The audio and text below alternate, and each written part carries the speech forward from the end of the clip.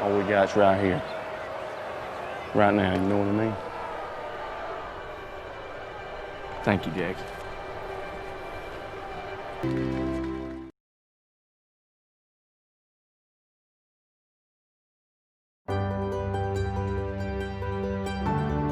Ladies and gentlemen, leaders and fighters of the American dream, the best is yet to come!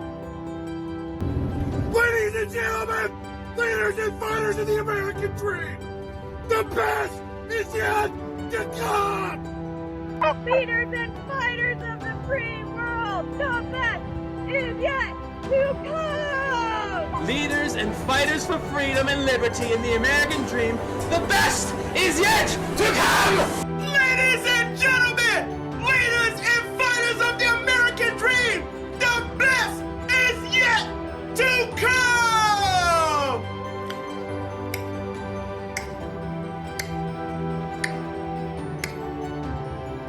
Any minute now.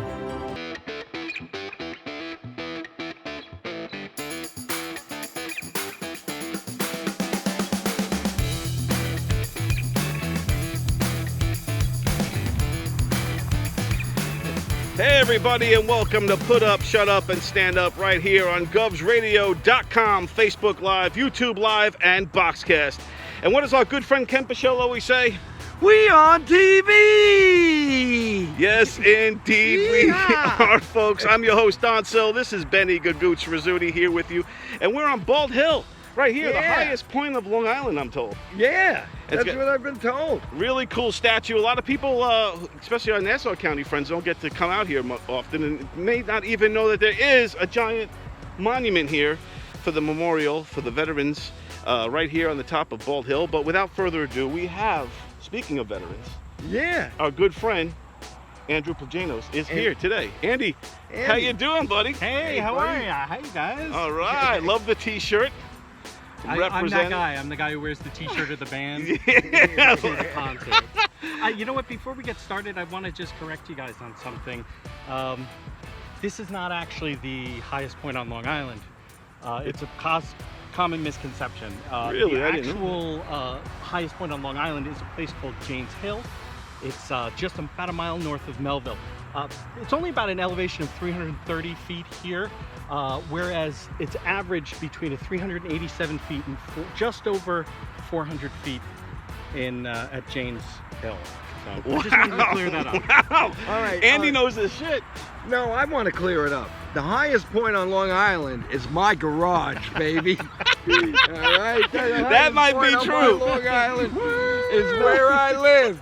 That is true. Ask any of my neighbors, they'll tell you. Wherever Benny is. Wherever I am is the highest point on Long Island. We are so high right now, man. We are so high, dude. I think I can see my house, man.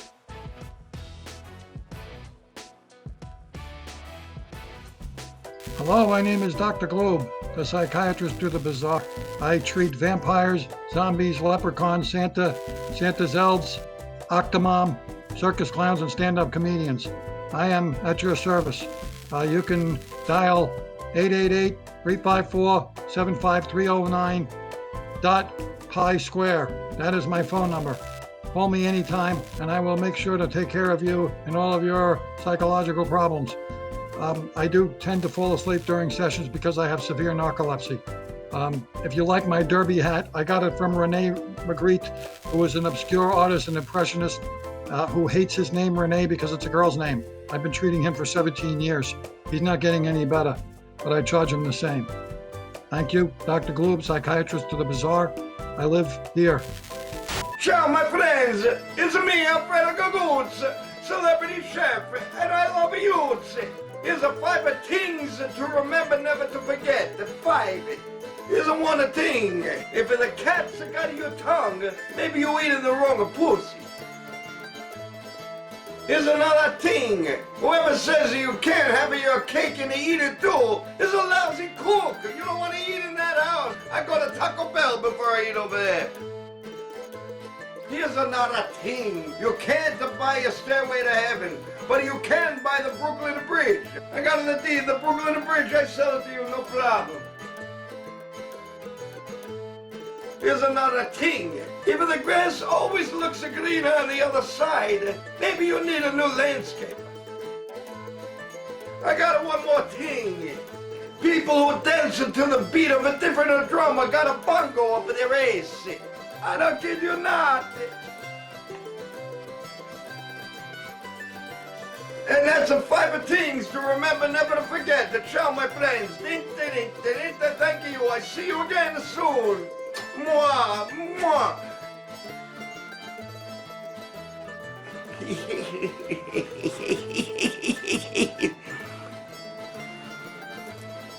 Holy crap. Holy crapola.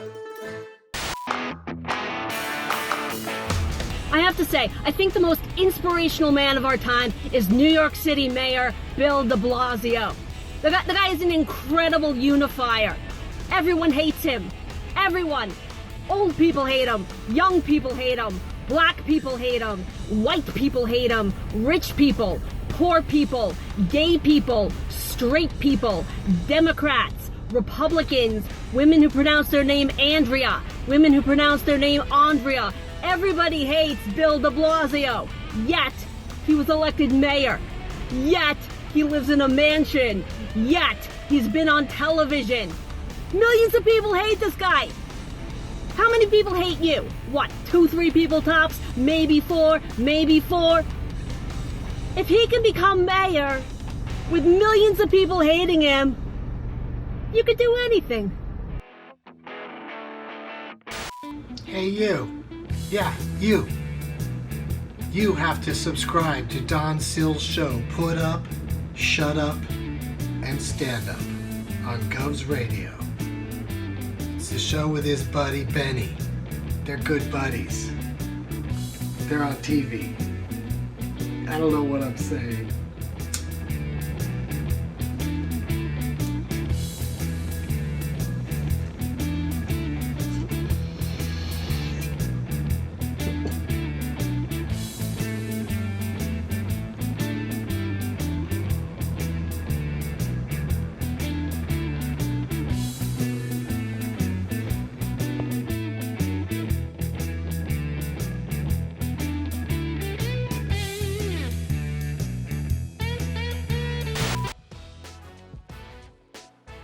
All right, folks, we're back. We're here on Bald Hill with our good friend Andrew Plagainos and Benny Gagooch Rizzuti here with us.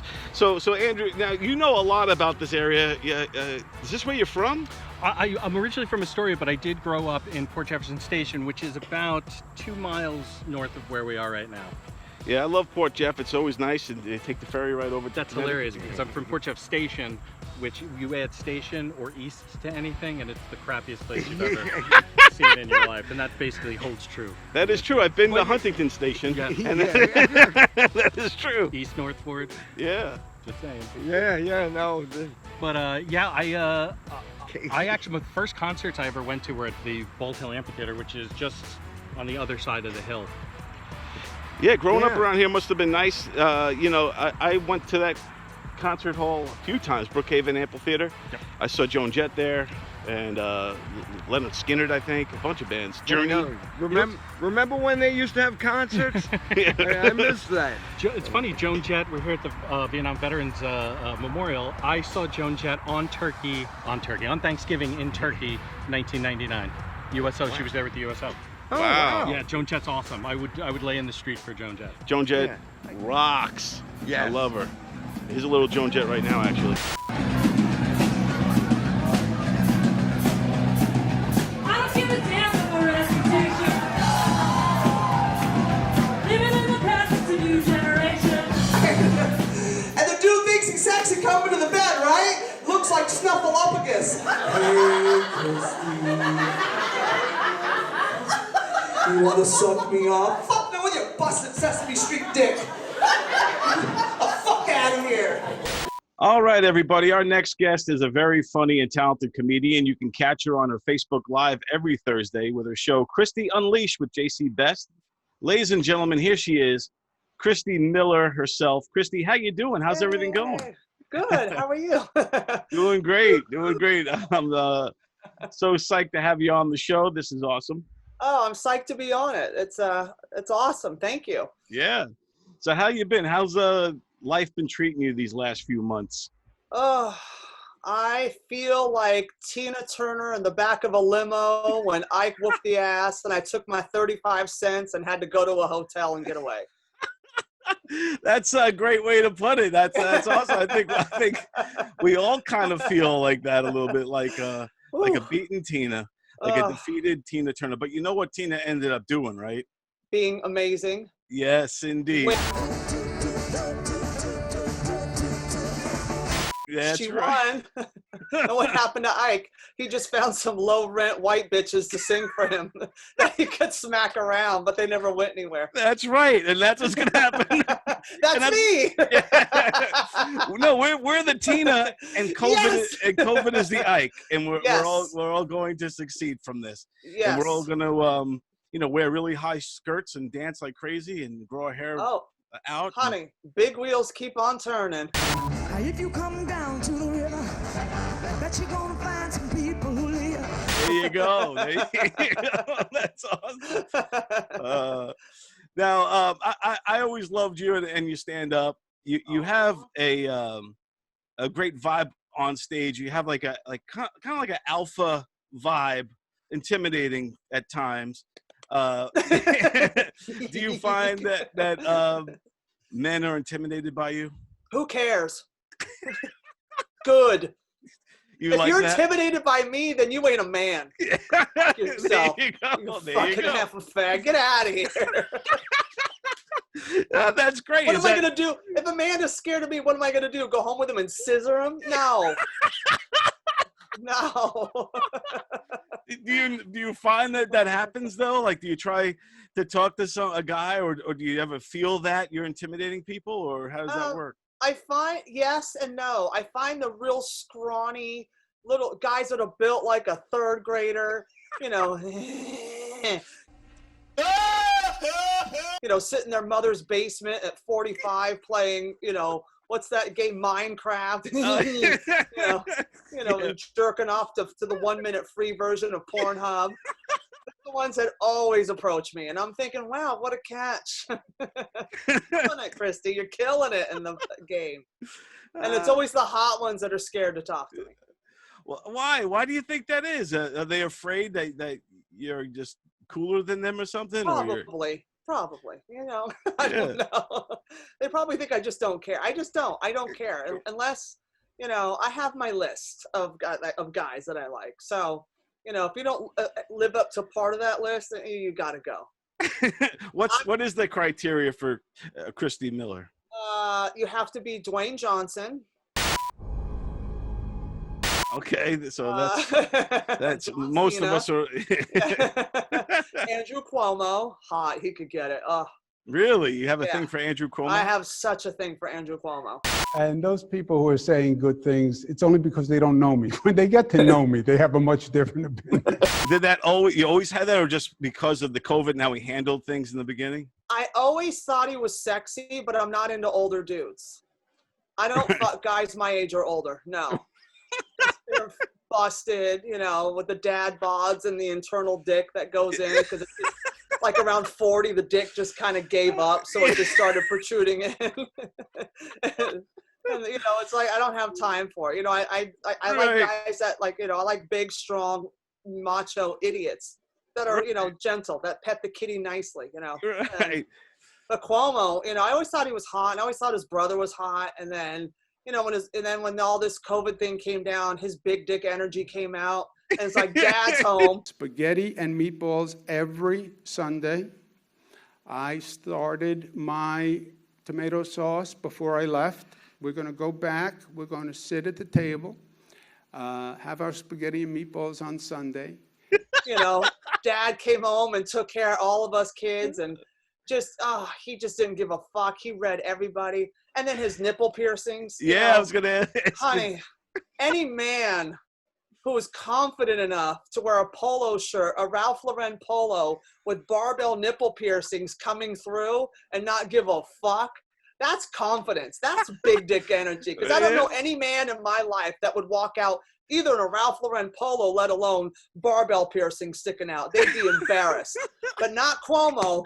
His big dick comes out swinging, the barbell, the titties are doing curls while he's talking. You know, he could bang me like a screen door in a tornado.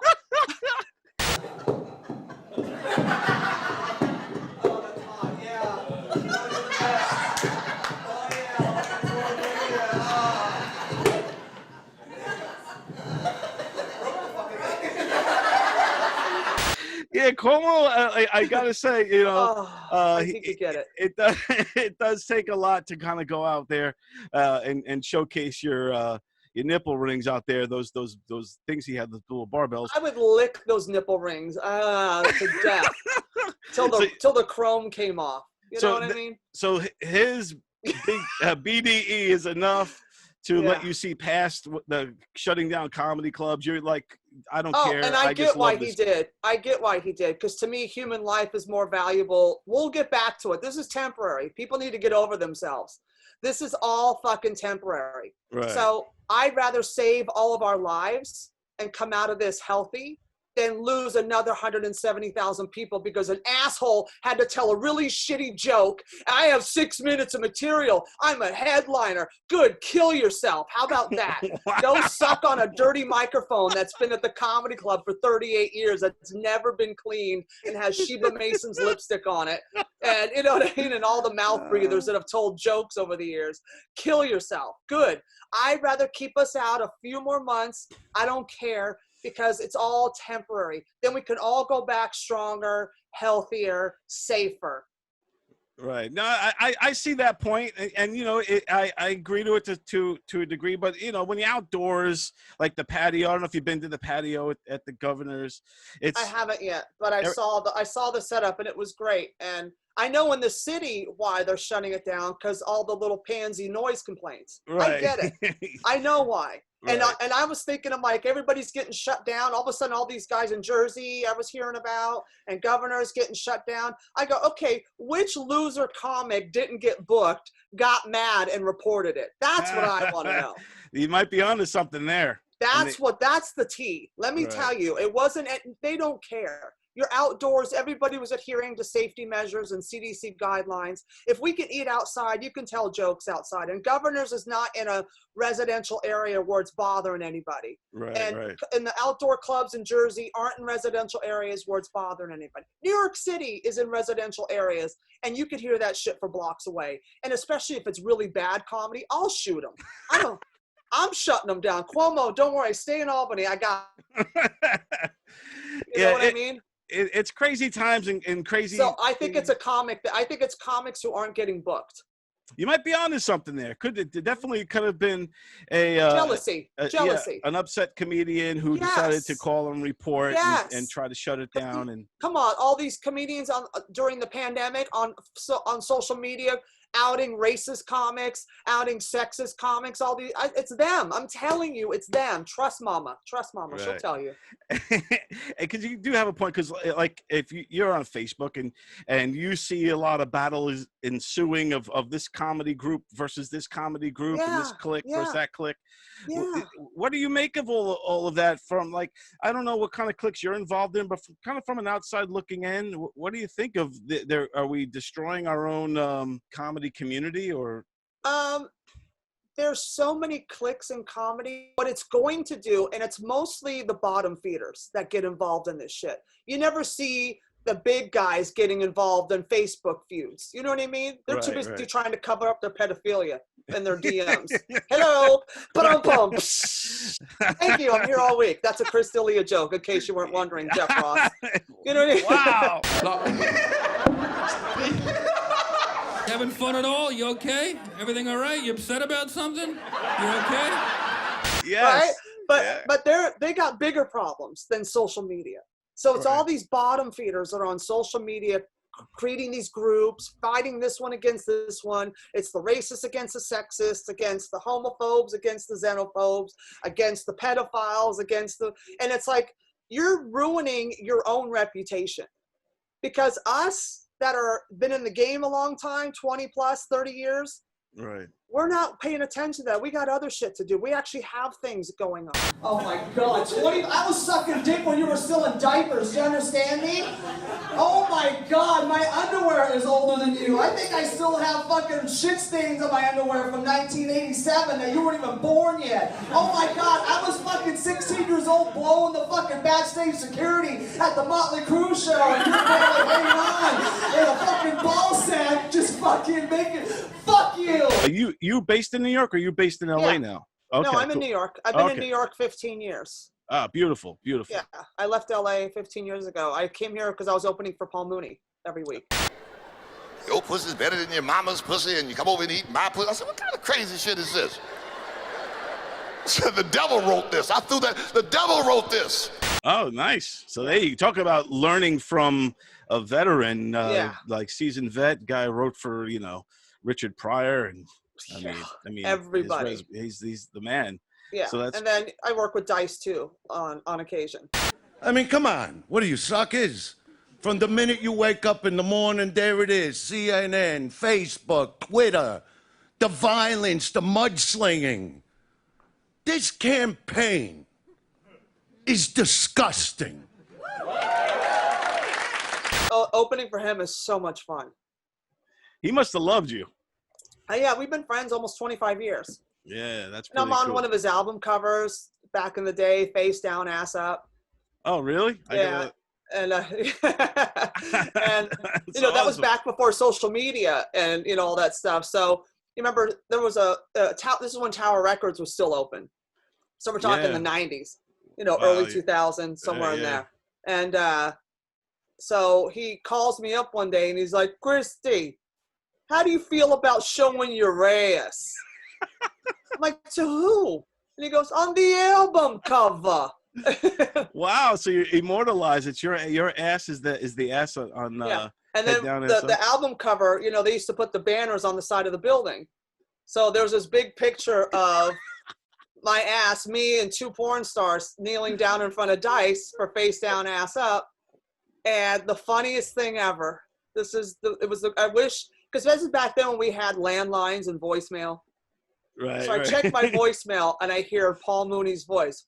Homie, I just saw your big fat white nigga ass on Sunset.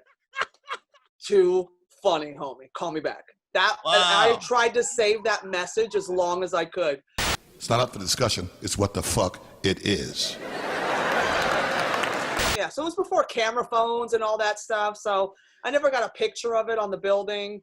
I got a copy of the poster and a CD as a parting gift for showing my ass. And you're immortalized forever, So Yeah. and you know that right now the picture is probably showing on my show right now as we talk about it. So there we go. So if anybody asks which one is me, I'm the black girl in the middle. Okay. Okay. So do you still keep in touch with like Mooney or Dice? Oh, Dice, yeah. I still work with them on occasion. When Eleanor is not around, I'll work with them. And I went on road with them last September before all this shit happened. Yeah. I still talk to him. We talked during the pandemic, and he just checks on me. You okay? And yeah, I'm alive. You? Yeah. All right. See you later. Fuck out of here. There you go. That's when you know you're close friends when. Yeah. Oh, yeah. We've been friends 25 years. We're like family. I'm over there, and now I came over here, but then I back up, now I'm over here. You see what I'm saying? But you must be itching to get on a stage. I mean, the good thing is you're working on all these other projects that you might not have gotten to had it not been for COVID. So in a way, has this quarantine helped you to start these other projects? In a crazy, just fucked up silver lining way, COVID was great in that way. Because I learned computers, because, I'm turning 50 in 3 weeks, so you know how smart we are. Well, God bless you. Look amazing. Thank you. It's a lot of cock. It's those barbell titties Cuomo has. Yes. Barbell titties. I do curls. That's it. Keeps you. Wow, ladies, God, I hope hope you're Cuomo taking hears this. Cuomo, can you hear? Are you bugging this? Yeah. Cuomo is a huge fan of the show, so he's definitely tuned in right now. He takes a break from what he's doing, and he sits back and he watches this and It's like, loves it. I'm gonna watch Dawn Sill. Apparently without a mask. He doesn't wear the mask on the show. But he's socially distant, so it's okay. That was not, you were beyond. Don't call me, I'll call you. Cuomo on his barbell today. He's watching. So Cuomo, please get in touch with Christy Miller. She wants to lick your barbell today. If people do that, the infection rate will be fine. If we get undisciplined or sloppy, then you're going to see it go up. Been able to lift weights in 5 months, so I'm pent up. So I could use a little pounding, you know. There you go. You know, I need some, you know, Planet Fitness, if you know what I'm saying. Right now, Cuomo's like, she's in somewhere in Brooklyn. I am going to take a She's ride. in Hell's Kitchen. In Hell's Kitchen. There's a lot of fags in Hell's Kitchen. I know she's not getting any. I'm going in. I'm heading there now. I am not a computer nerd. But I better go now before I'm too old to fuck. I'm getting my stash of Viagras and going there now. Oh, yeah. He could smash me like a watermelon at a Gallagher concert.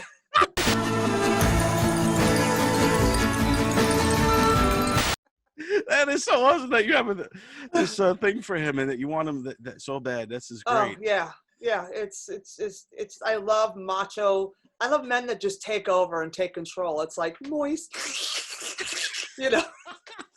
Hey, Zaddy. You know? Yeah, I think that's a good thing. I don't think it's a bad thing. Just to turn Christy on, I'm going to shut down a bunch more things. No, to turn me on, he's going to make fun of de Blasio. I'm going to punk de Blasio, his fucking fugazi ass. Oh, say it again. She believes a lot of change is needed. I'm proud of her that she cares so much and she was willing to go out there and do something about it. De Blasio is a bitch. She's going to be my bitch. Yeah, I know who's the top in that marriage. The colored one. You know he still says colored. He's that old. Oh, shit. The bottom line is I will let her speak for herself in any way that she wants to, but I admire that she was out there trying to change something that she thought was unjust and doing it in a peaceful manner. What's your take on the world right now? How's it going to get better? I don't like to discuss politics because it's so divided.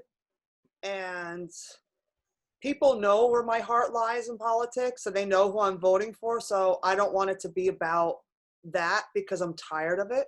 Yeah, but I hear you. But things need to change in the White House. There needs to be an ousting, and it's not about parties anymore. It's about democracy.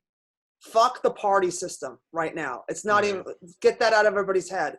There's danger and it's bad.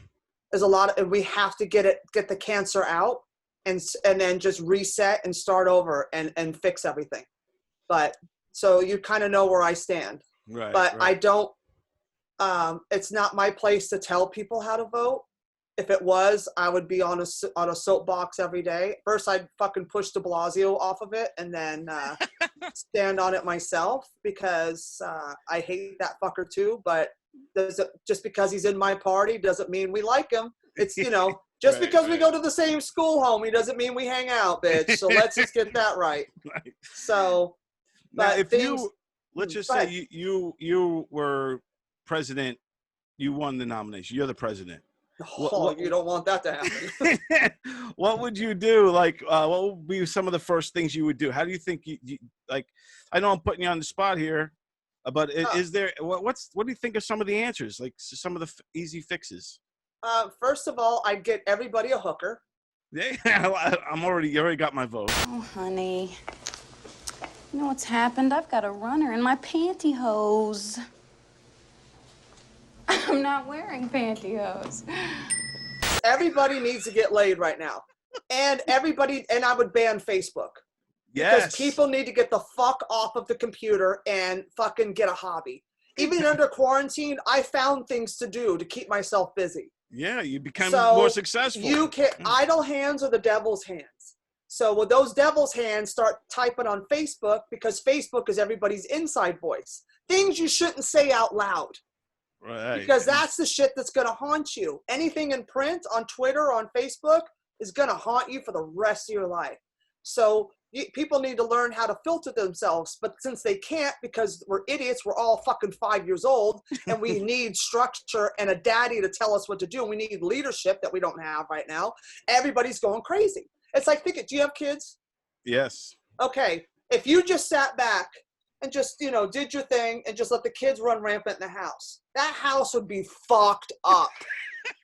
That's very true. And then you'd have to get that British nanny to come over and fix it. And tell me how much of a shitty job I'm doing. Right. No, let's be real. No, let's cut that. Come on, let's be real here. Let's be real. So first I'd get everybody a hooker. Like it. I would ban Facebook, and I'd get that English bitch nanny to come over and set everybody straight. Well, I can't think of any other way we would be putting it. So she'd be your VP? Yep, she would be my VP. She'd go to everybody's house. I'd go, no, bitch, it's not a press conference. You are getting door-to-door service from this bitch. If it takes all 4 years, you got to talk on people's houses. You are knocking on these fucking people's houses, kicking their asses, knocking some sense into them, and tell them that 5G's not going to murder them, and George Soros don't give a fuck about you or anything else. So just stop. This is your warning. If you choose to not to listen to what I am saying right now, then I am putting you straight into discipline. Do what the fuck you want. Live your life. If you want to tuck your dick, put on a skirt, eat an edible, and put nipple clamps on and hang from a building, child, I got you, honey. Let's turn America into one big party. Like we're gonna have a 50-state block party. That'd be awesome. We're gonna have the biggest cookout when I win the inauguration. While I'm getting sworn in. No, not DC, bitch. It's the country. That's what it is. There you go. We're gonna have a nationwide cookout. Everybody, get your ass off that computer. Get yourself some barbecue chow. Get your favorite drink. Get your edibles, honey. Get out your little baby pools. Get out the sprinklers. We're gonna have a fucking good old-fashioned cookout together. Nah, I'm loving your America. I'm loving your America. See, right? Yes. And then we all feel good. Everybody's happy. We all love each other. And then when we're all together, guess what? Powerful, great shit happens. There you go. There you go. Like you said, when people are united, good things can come of it. And what better way than hookers and edibles and a cookout. And a cookout, yeah. Listen up. That was my skull. I'm so wasted. There you go. It's all we need. And some good music. Oh, fuck yeah, dude. Fuck yeah. Great music. Put on some Sylvester. Do you wanna fuck? Don't you tell me now. Nobody can be in a bad mood when Sylvester's playing. There you go. Nobody's in a, I don't care how racist you are, how sexist you are. When Sylvester comes on, you'll put that gun down and that, Ted Nugent will start shaking his racist ass. He'll be like, yeah. Ted Nugent loves it. Got a good song. I still want to fuck a 13-year-old, but fuck it. This is a good groove. Hell yeah, Sylvester. Get it, honey. Let's fucking turn New York City into a block party barbecue and just fucking rock out with our cocks out. Let's do it. Love it. Get everybody on the same page and get everybody loving each other again. I love where your head's at, Christy. You're right? You're right there. This is it's like all about utopia. Love, dude. It's all about love. Yes, indeed. You gotta love it. But I think we are. Our numbers are down. We did. We're flatten the curve. Crushing it, bro. Now we're just playing the waiting game to see how the schools turn out. God, I would not send my kid back to school right now. I would wait till January. It's a scary time for that because, like you said, you are, potentially putting lives at risk, but like there is people who want to get the world back moving again. They want, parents who rely on the school. We all do. We all do. Nobody wants to sit. If New York is closed, something's wrong, because in the first 3 months of COVID, we lost almost $9 billion in tax revenue. For New York to shut down, something's wrong. We don't, this is a city that never sleeps. We're fucking asleep right now. So New York City is the financial heartbeat of this country. If something's wrong and we have to shut down, there's a problem. Because New York don't stop for nobody. Yeah, I mean, like We only I saw... took a month. Listen, 9/11, we took a month off and got our shit. We just said, this building dust is terrible. We went back to work a month later. Yeah. Okay? So that didn't stop us. So if something is stopping us, something is wrong. Right. There's got to be something So like listen, seriously. Yeah. listen to what's happening. I'm the first one. The moment the gyms and the comedy clubs open, you know how the Roadrunner runs and it's a flame on the street? Like, I will mow an old lady down to get back to the gym and a comedy club. I don't give a fuck. I'll punch her in the face. Bitch, you're in the way. You're walking too slow. I need to get back to work. I can't stand living in this box anymore. I can't sit on my ass all day on a computer anymore. I want to get back to work. Yeah, it's tough. If Big Daddy Cuomo and the scientists are saying, let's take it, let's ease into it. You know, it's like, I told someone, I said, right now we need to treat America like anal. You know, you got to zhuzh the rim a little bit, you know? Yeah. Zhuzh. Like you got to rub the rim, you know, massage the rim, let it know something's there. Right. We're zhuzhing the rim, you know? Outdoor dining, we're zhuzhing the rim. Right. You know, then you put a little tip in, you know, about fingernail deep, right? Just to see, and you kind of zhuzh a little more. And then, okay, not too deep. You know, that's kind of, you know, we get to go shopping now. We need to go to retail. All right, so you pull it out, let them breathe a little bit. Then you go a little deeper, like up to the first knuckle. Okay, you know, okay. So we can, you know, no more curbside service. Now we can go inside and actually look at things with a mask on. Okay. Then you pull it out, you go, you okay? And then you pull the dick out and you start rubbing around the rim, let it know something a little bit bigger's coming, you know? And then you take the head of the dick, you zhuzh it, and then you like poke the eye in a little bit. And then slow. Okay, those are the schools. Slow. Woo, I'm not ready for this. Okay, breathe, relax. And then they actually put the head of the dick in. Hey, God damn it! You know, bite the pillow, pull it out.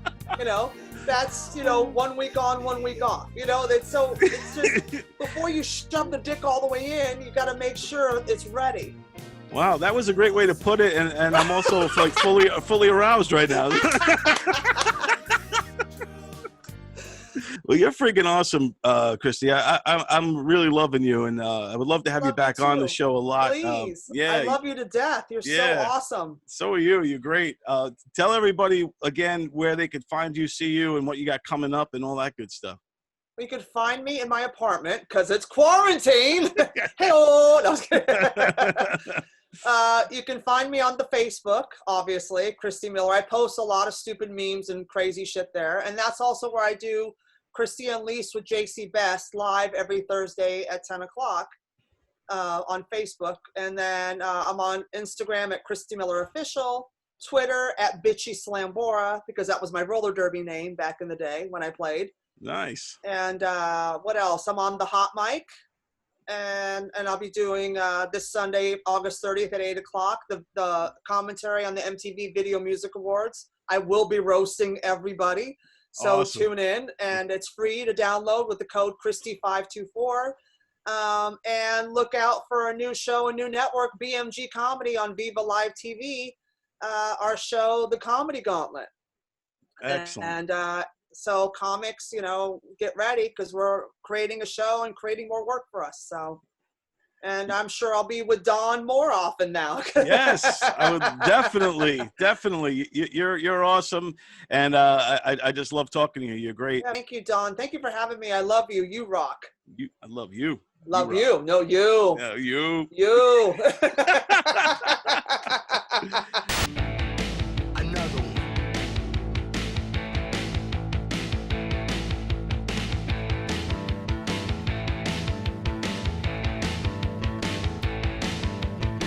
See the people walking down the street, earbuds in, you know they're listening.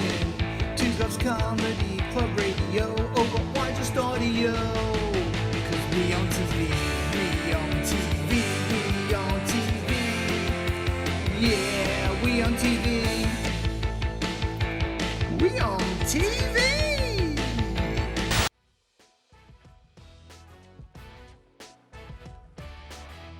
The tower was nice. We're here on Bald Hill with Andrew Plagainos. Andrew, so tell me now, this Bald Hill is more than just a veterans memorial. Right, so let me put it this way. It's like when you said, hey Andy, I was thinking let's meet at Bald Hill. And I thought to myself, just for a second, is Don trying to hook up with me right now?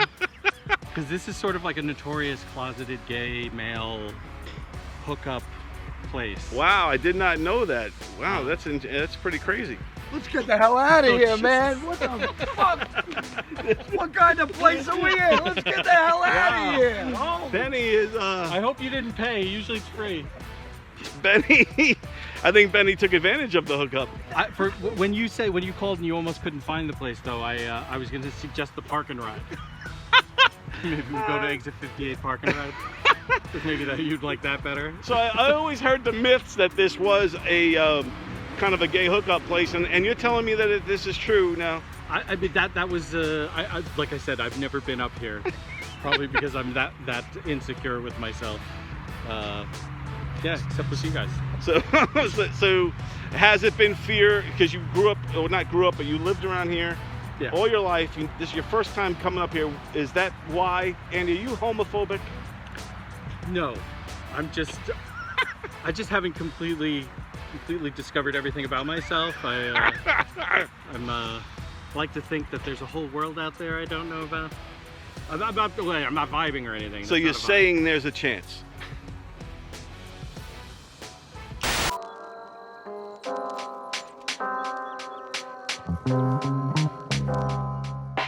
How you doing? Monty Belligerent here. Today I'm going to talk about lying. I don't mean lying around, I mean lies. Because they keep saying, like, Donald Trump is a liar. He lied 20,417 times. Joe Biden lied 6,212 times. Bill Clinton is still lying. All politicians lie. But we don't call it lies. What do we call it? Exaggerations. If you exaggerate, is that a lie? Did you ever lie on your resume? Of course you did, but that's not a lie. That's called an embellishment.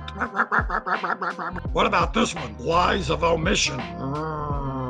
Did you ever tell your wife you were somewhere and you weren't really there? You were really somewhere else? Well, you know what that is? You didn't tell us something because it's a lie of omission. What are you gonna do? Fibs, white lies, we all lie. But you know what? Politicians lie because you know what they do? They're giving us false hope. Everything's great. Not necessarily a lie. We think it might be great, but maybe it's not. Maybe it's a little bit not great, but we're gonna try to make it great. It's all a lie. Liars lie. If you don't think you're a liar, well then you're a liar. All men are liars. Their words ain't worth no more than worn out tires. Look, I'm Monty Belligerent, and I'm not lying. Oh, I could be. What are you gonna do?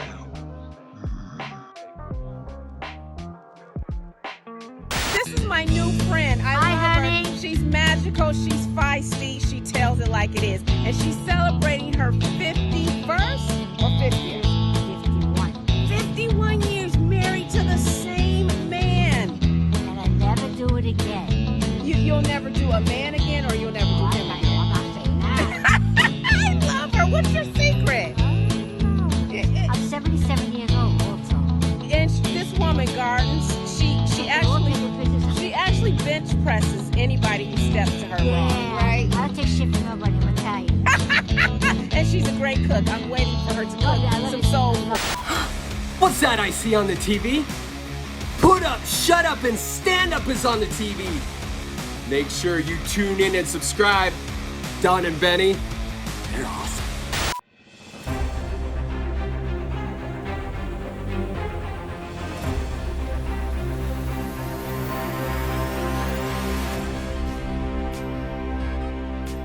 Und hello, Dr. Fedora here again. Which this time I traveled all the way around the world to visit the great Republic of China. Once I've gone ahead and I noticed there's lots of corona still all over this place here. Ni hao to you too. No, I had back this morning for breakfast. Once anyway, and I'm gonna go ahead and try to travel to other places that don't have the corona. Once in China, definitely corona. Once also, since I'm here, and I didn't get a chance to try one of the delicacies, once that Mike Keegan likes to have. Und I want to take the time to go ahead and wish Mike Keegan a very, very happy birthday. All the way in China. Or as he says it, China. And catch me next week when I try to find some places that don't have Corona. Take care.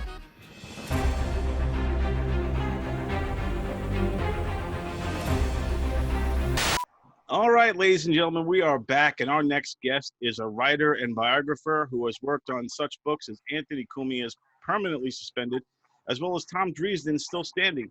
And here he is with us right now, Johnny Russo. Johnny, how you doing, man? I'm all right. You know, I'm in Florida. You know, I'm a New Yorker. You can tell from my accent, I'm not from Alabama. I feel like, you know, I've been down here since February, right before the real shit hit the fan in New York with the virus. You know, I feel like I'm a mix between Steve Martin's character in My Blue Heaven.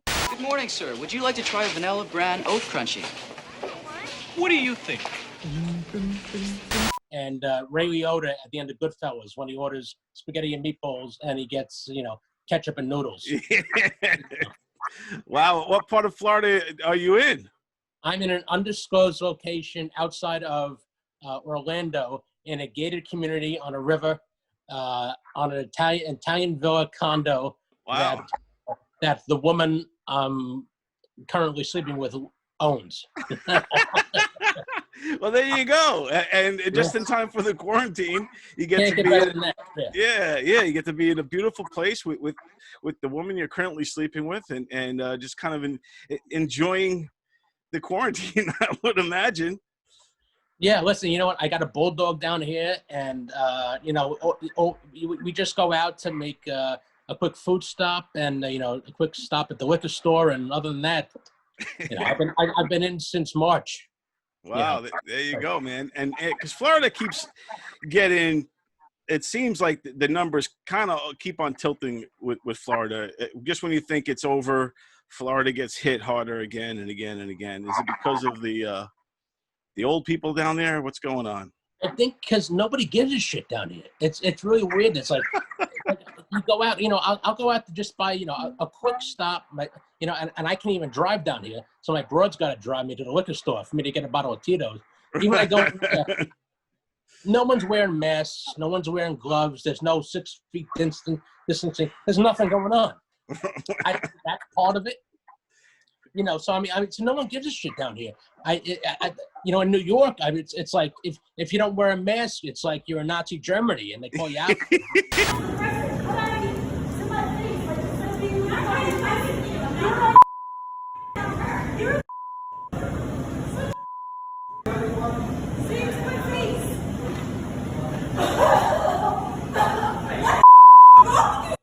Yeah, it's kind of extreme here with the mask wearing.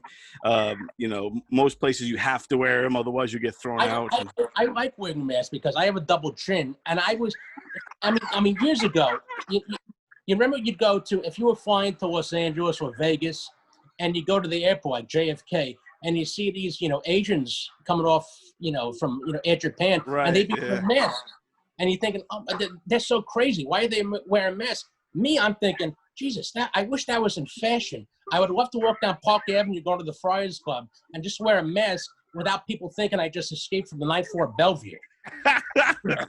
Hey, well, now your dreams have come true. They're in fashion, and now everyone's getting special masks. And get the ShamWow mask made in Germany and the USA. But now you've written some cool books. Now, how do you get involved in doing this? Is this, you know, like writing for Anthony Cumia? Just walk me through the steps it takes to break into this industry and be a part of a biography like that. Yeah, you know, that's a great question. It took me 8 years to get a book published. 8 years.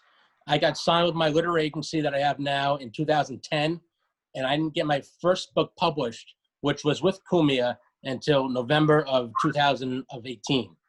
And I went through probably 7 different books that just got rejected for different reasons. Even with the Cumia book, once we had that, a lot of people turned us down. What? As I look at the camera like an idiot. A fucking rookie.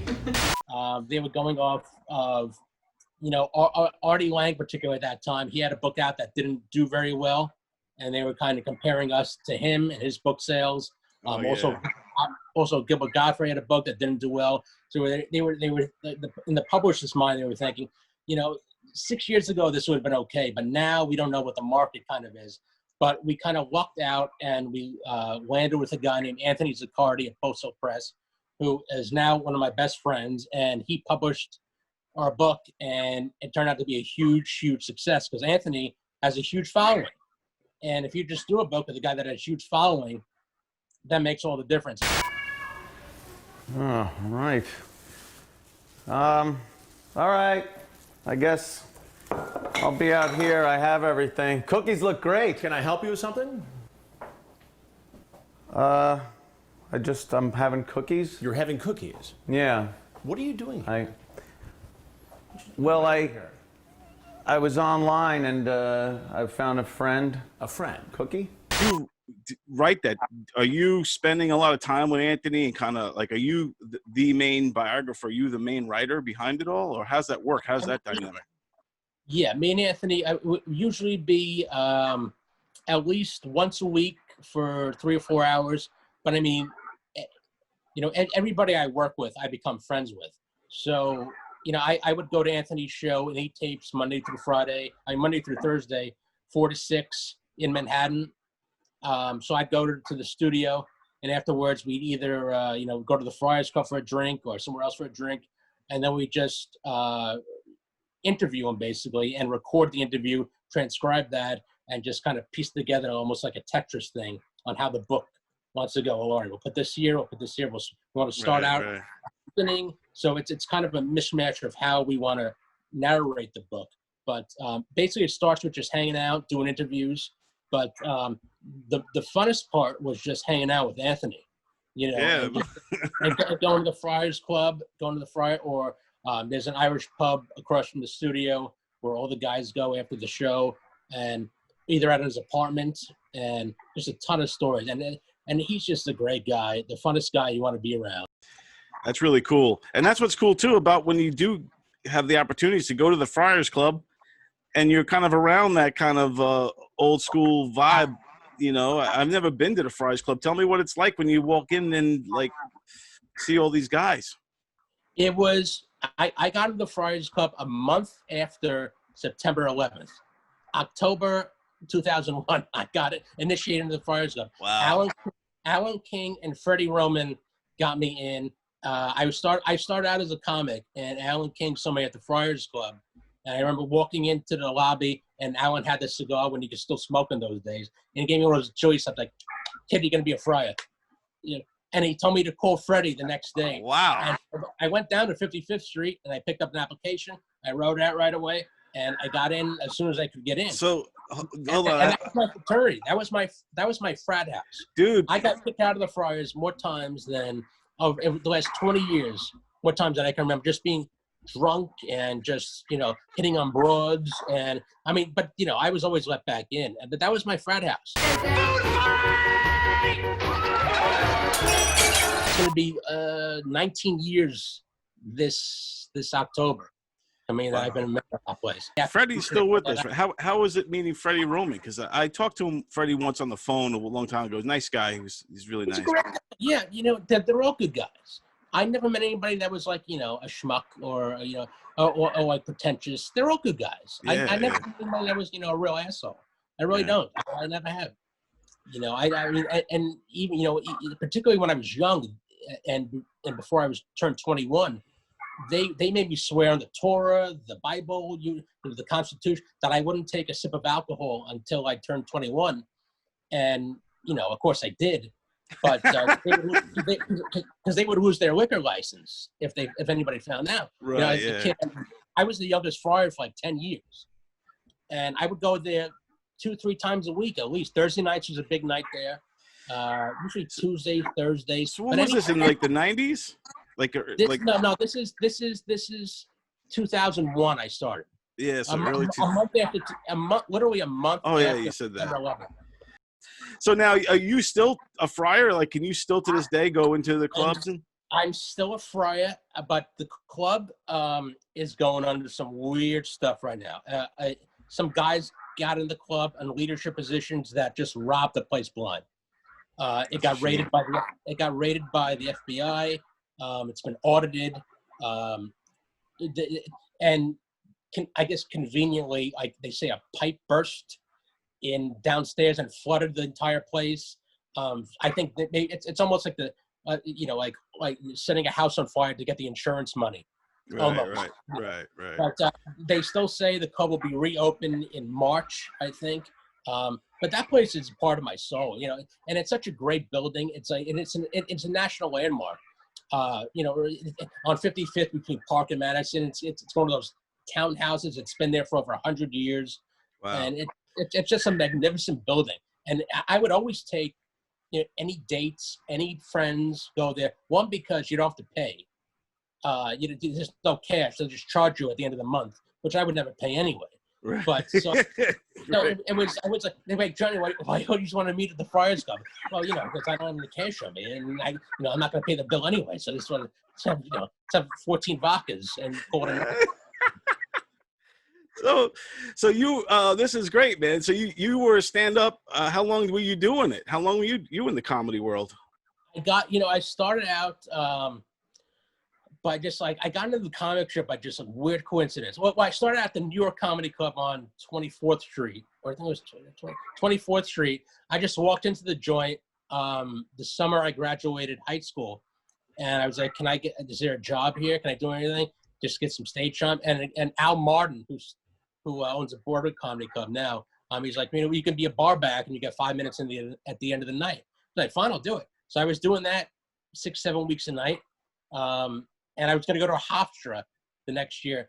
But, I met, I got into the comic strip. I met so many great people. I got a manager. I got an agent. And I was like, okay, I'm not going to go to Hofstra. I'm just going to move to the city and just do stand-up comedy. And I got into the comic strip by just complete happenstance. My grandmother's best friend was Kevin James's grandmother. And we got introduced one day at a pizza place with him and Ray Romano. And so, wow. And I was walking into the comic strip one day. I was literally opening the door to the comic strip, and Kevin James and Lucian Hold, the legendary manager of the comic strip, were walking out. I bumped into Kevin. It's like, hey, Kevin. And then he introduced me to Lucian. And now all of a sudden, in Lucian's eyes, I'm an important guy because Kevin James knows me. Right, and yeah. That's how that happened. And so I became friends with Lucian, and that's how I got into the. So I did that until I got a show on HBO in 2005 called House Arrest with Chris Colombo. There's people in the world that have it worse than me. Like I told you, I believe in Jewish logic, Jewish philosophy. Get hit by a bus, you lose a leg. Thank God you still got one. Hopefully I come back, pick up, and leave the bad behind and look forward to the good. And this guy, Chris Colombo, was the son of Joe Colombo, the head of one of the 5 families in New York.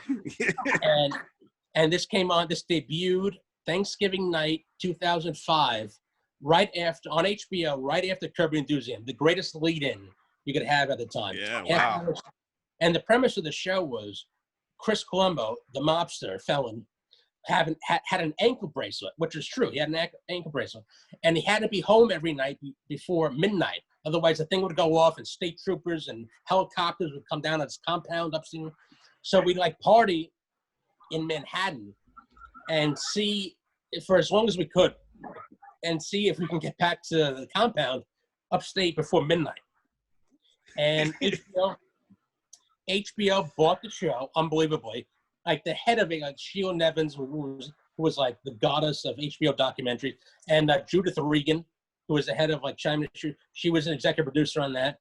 And They bought the show that they had for one episode, and they didn't pick it up. They picked up it was between us and the Bunny Ranch thing in Vegas. These are for our naughty, naughty boys.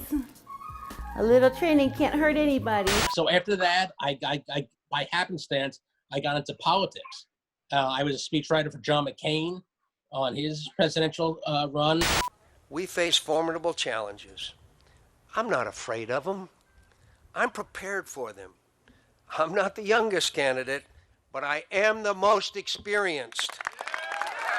Just through political connections, I was actually running state Senate and state Assembly campaigns in Westchester, the 91st District and the 38th District, state Senate and state Assembly. I was campaign manager on those things, and we lost miserably in 2012. Horrible. Wow. So I worked on basically every level of campaign, and I lost every single one. No fault of my own. No fault of my own. No, yeah, it's not. You And can't. it's just because running in New York as Republicans, you basically have no chance unless you're in Staten Island or Peter King's district or like, little pockets upstate New York. Other than that, if you're in Long Island, I mean, Lee Zeldin's a miracle. Thank God for Lee Zeldin. And, other than that, it's very tough. It's very tough. I never worked on a winning campaign ever. But now, like, if you look at the world now with this COVID stuff and like Governor Cuomo, I don't know how you feel about him or whatever, but he just recently passed another law here where we got to shut down all these comedy clubs and nightclubs. Wherever you got to pay a ticket to attend is now shut down. So it shut down governors, even their patio outside and all that. What's your take on this, the COVID era and these laws of shutting everything down? And like you said, in Florida, it's very relaxed, and, with the masks and things. Here, they're shutting everything down again.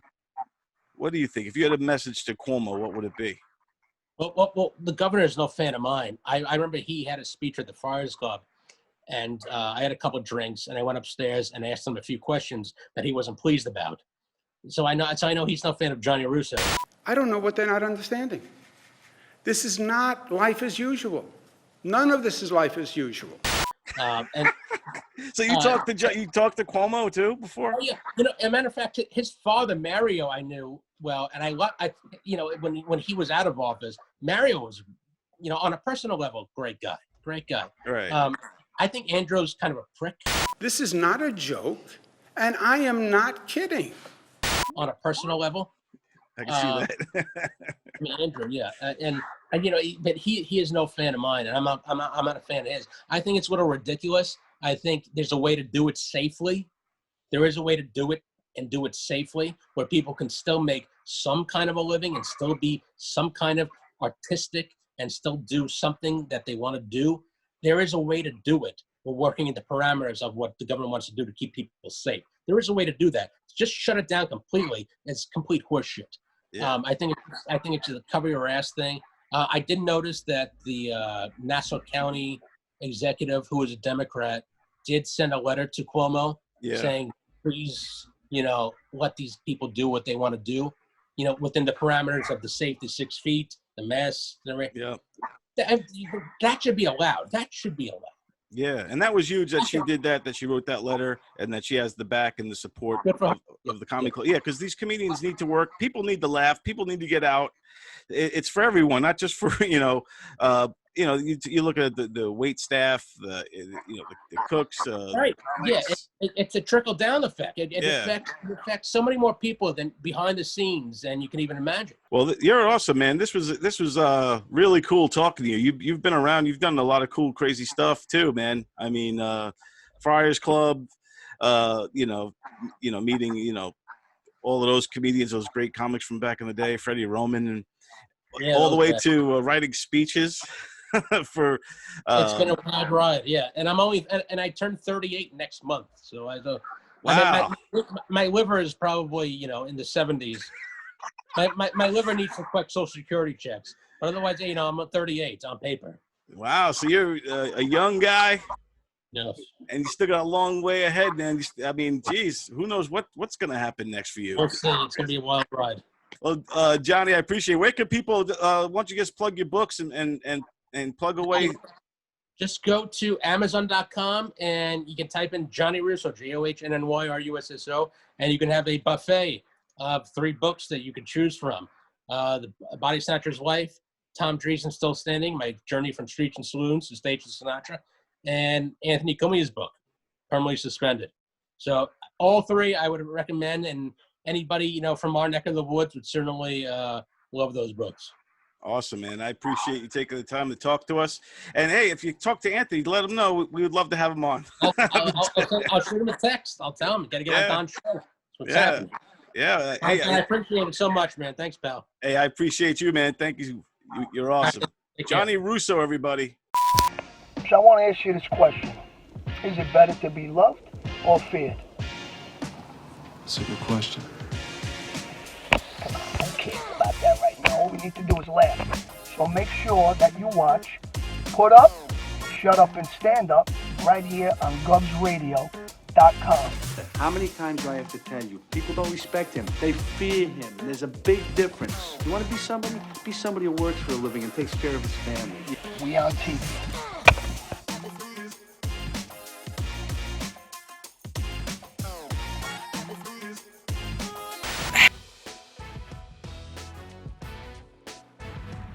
All right, everybody. That was a fun show today. We're here with Andrew Plagainos, Benny Rizzuti, here in Gay Bald Hill, having a lot of fun, everybody. Clean shaven. But that is our show for today, guys. You guys had a good time? I had a great time. Had a lot of fun. Awesome. Well, stay tuned. Remember, everybody, go on our YouTube page, hit subscribe, and also like all the stuff you see, and keep us going, keep us running. We are here. Enjoy the rest of your weekend. We're gonna stay in Bald Hill and see what else happens. To see what other dudes pull into the parking lot. Sausage party. Peace, y'all.